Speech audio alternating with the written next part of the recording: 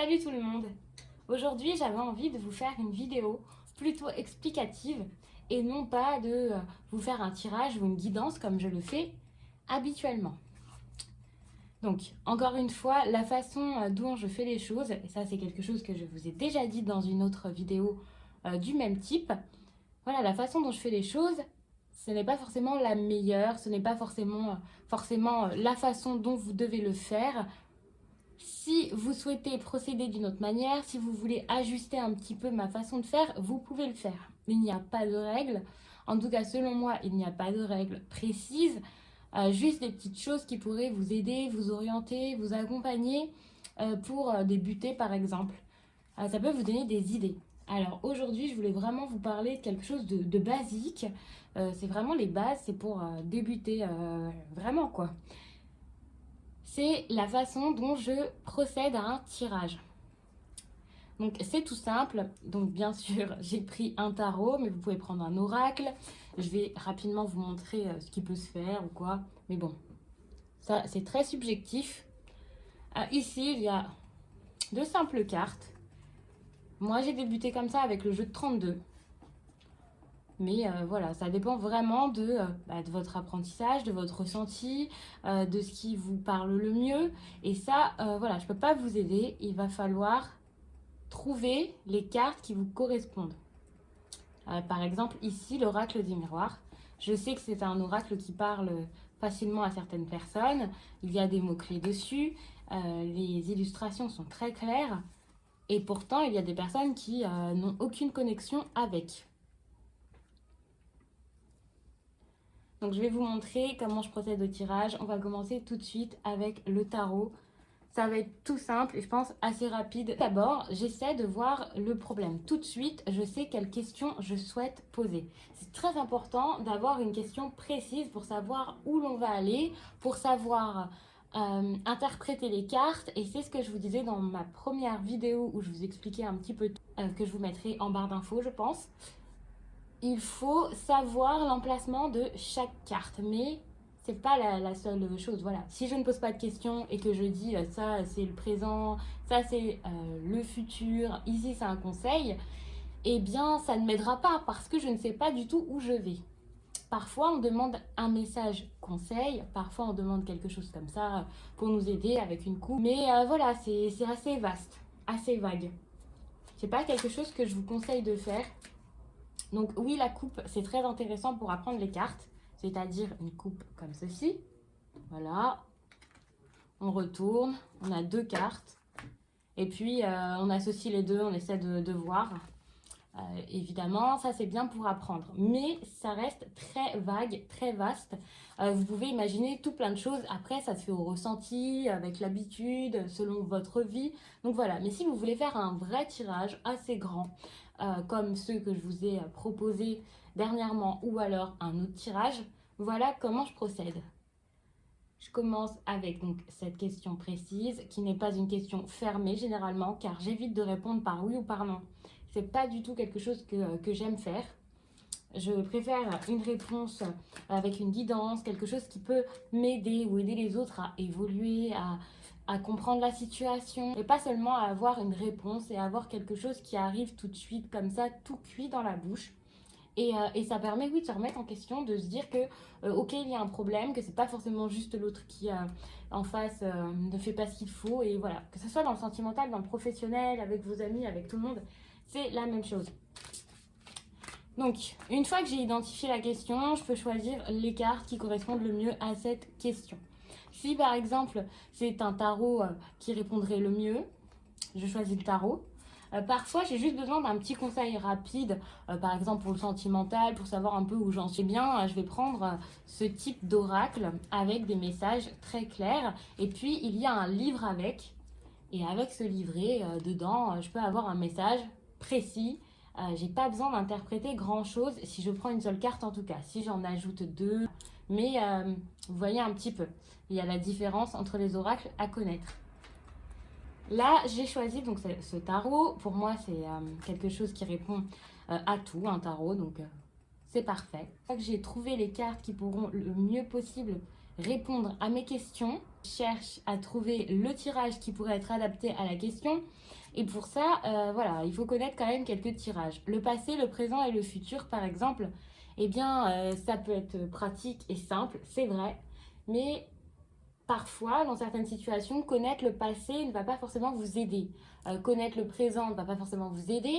Et connaître le futur, en tout cas quelques possibilités pour le futur qui arrive plus ou moins rapidement, eh bien, ça ne vous aidera pas forcément parce que vous ne pouvez pas creuser un peu, trouver le fond du problème. Vous allez vous dire que, d'accord, il s'est passé ça, je suis là et il va se passer ça. Est-ce que là-dedans, vous allez pouvoir agir? Je ne pense pas. Si, bien sûr, si quelque chose ne vous va pas, vous allez peut-être pouvoir essayer voilà, d'empêcher que ça se passe, d'empêcher les choses de se faire, mais vous n'avez pas de conseils, vous n'avez pas vraiment les tenants, les aboutissants, pourquoi ça se passe comme ça, ce que vous pourriez faire. Et moi, j'aime beaucoup développer. Alors, si vous n'aimez pas développer, bien sûr, ma méthode ne vous plaira pas.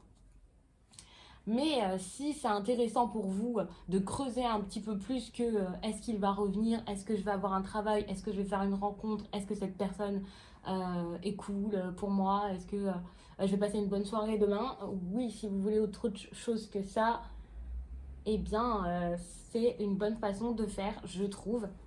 Après, vous faites ce que vous voulez, si vous voulez faire un passé, présent, futur, vous le faites. Une fois qu'on a bien identifié les problèmes, ce que l'on veut, vu où l'on va aller, trouver la question, trouver l'oracle, eh bien, on peut commencer. Alors, personnellement, je bats mes cartes de cette façon. J'imagine que nous sommes beaucoup à battre nos cartes. C'est tout à fait normal. Jusqu'à là, rien de particulier. Pour certains, vous ferez donc une coupe. Alors, moi, rien de plus simple, cette coupe que je regarde, mais voilà, moi, je n'en fais pas. Ce n'est pas toujours nécessaire de faire une coupe, ça dépend vraiment de votre ressenti, de vous, si vous trouvez que c'est nécessaire de la faire. Vous voyez, il faut pratiquer, parce que sans pratique, vous ne pouvez pas savoir. C'est pas juste avec les règles, les codes, que tout de suite, hop, ça va marcher. Il va falloir essayer plusieurs choses, tester plusieurs oracles, tester plusieurs tirages, voir ce qui vous parle le plus, apprendre beaucoup de significations. Alors, bien sûr, les apprendre par cœur, c'est pas forcément nécessaire, mais voilà, ça peut être un début. Lire les livres, voir comment les autres font, ça peut toujours aider. Mais par exemple, pendant très longtemps, je ne faisais même plus de coupe, et pourtant, les tirages me parlaient énormément. Je change parfois de manière de faire, et voilà. Là, je vous montre que j'ai fait une coupe, et puis tout simplement pour un tirage en croix, je prendrai les cartes à la suite, et puis je ferai mon tirage comme je vous l'ai déjà montré dans l'autre vidéo explicative qui vous montrait, je crois, 7 tirages que je fais le plus. Voici mes cartes, mais il y a aussi le dos de deck que je peux regarder.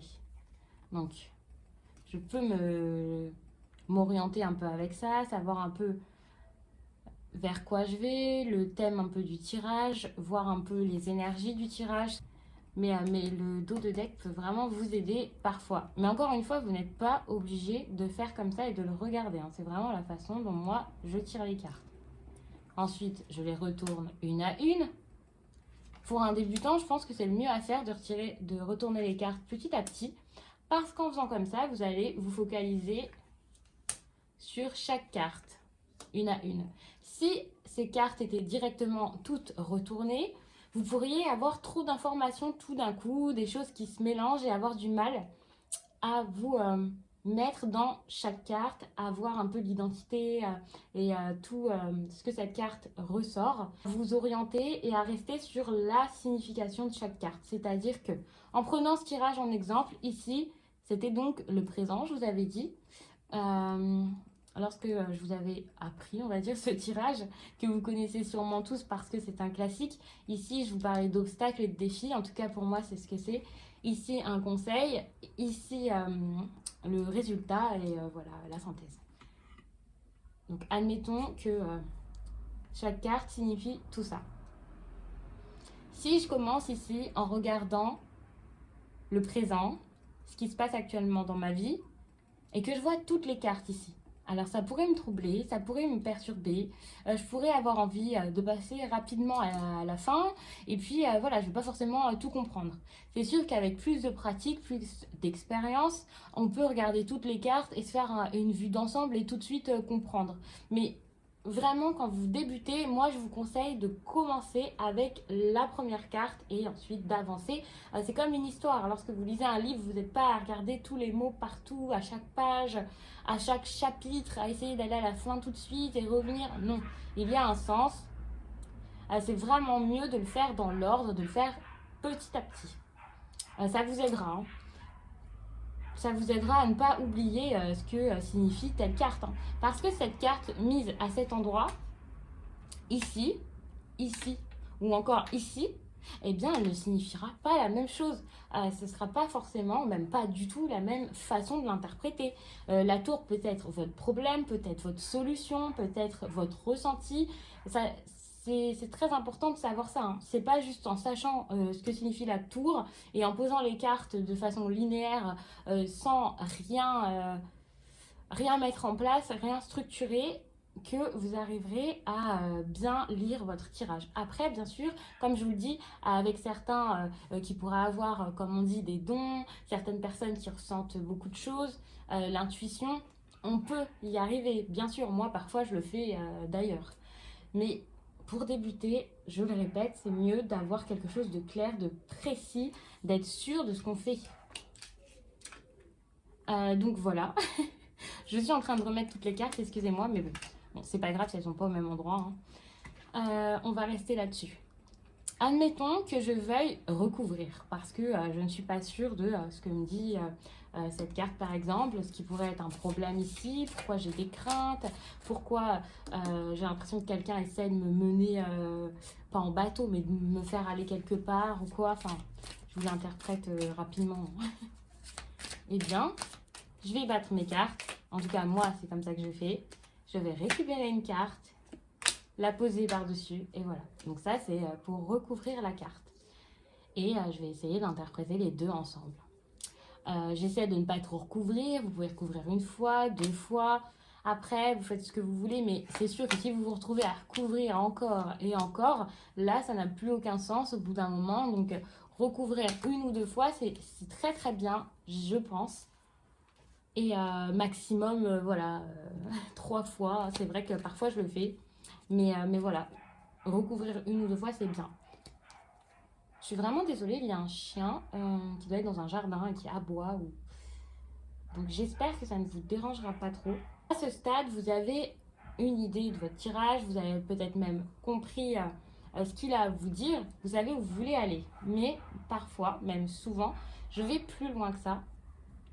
Et pour aller plus loin, eh bien, je prends un oracle.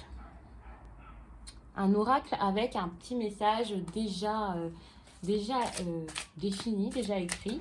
C'est pas moi qui interprète cette carte, en tout cas c'est ce que je fais pour vous. Après, quand je connais très très bien mes oracles ou une carte, je le fais alors pas au ressenti parce que je la connais tout simplement.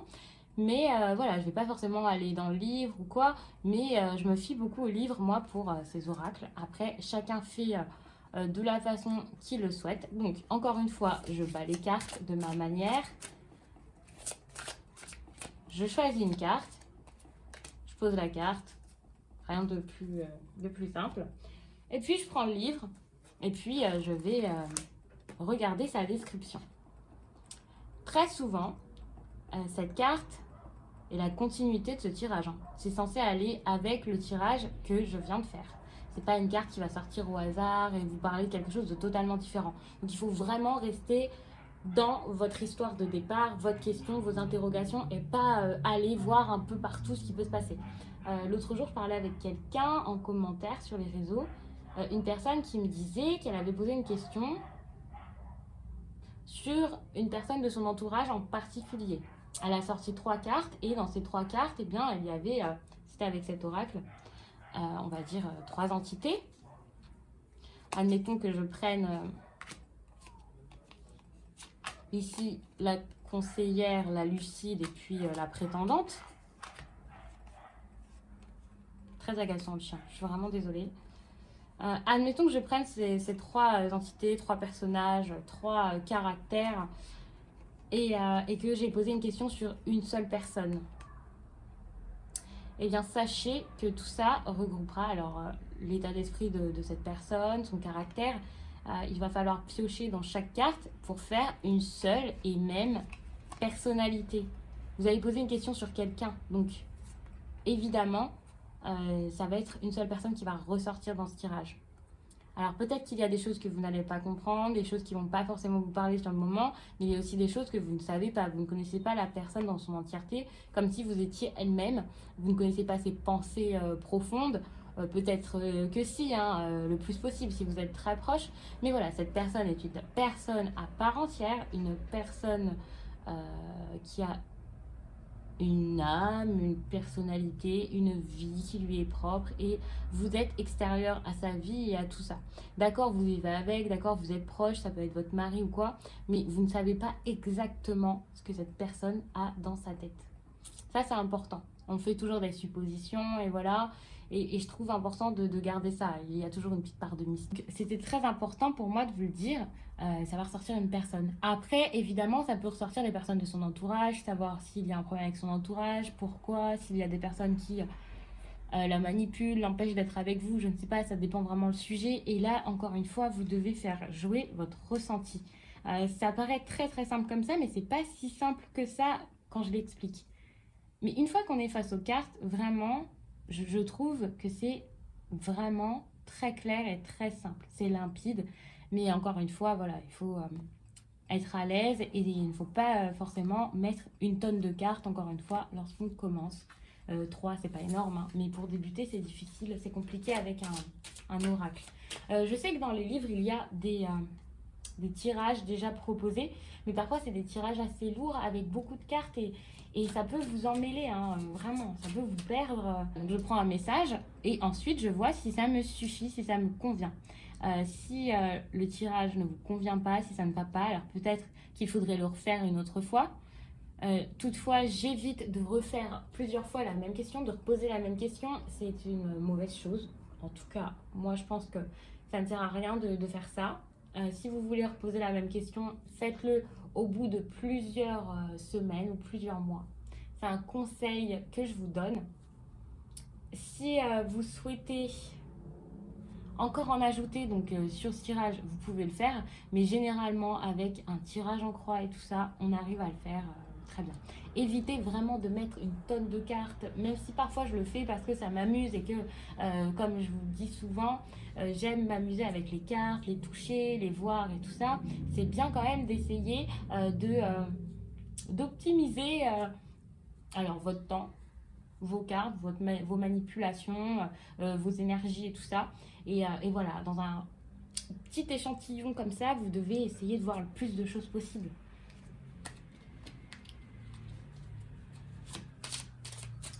Donc ensuite, c'est simple, je range mes cartes et normalement le tirage est fait. Donc je vois pas quelle autre question vous pourriez avoir concernant tout ça, c'est tout simple. J'avais vraiment juste envie de vous dire les choses importantes au-delà du fait de connaître ses cartes et voilà, d'écouter son intuition. Je ne dis pas d'avoir de l'intuition, hein, je vous dis bien d'écouter votre intuition, votre ressenti, voilà, ce qui résonne en vous. Donc pour moi, les trois choses les plus importantes, c'est de savoir choisir ses cartes tout de suite, d'identifier ce qu'il vous faut comme carte. D'identifier aussi le problème réel. Si quelqu'un vous dit il est parti, je sais pas quoi faire, il va falloir trouver là-dedans le problème, alors que ce soit savoir pourquoi cette personne est partie, savoir ce qu'il veut, ce qu'il pense, ce qu'il a dans sa tête, voilà. Ça pour moi, identifier la cause, le problème, voilà. Alors, en troisième position, je pense qu'il faut vraiment avoir une question claire, très très claire. La quatrième chose, ce serait de savoir où positionner les cartes.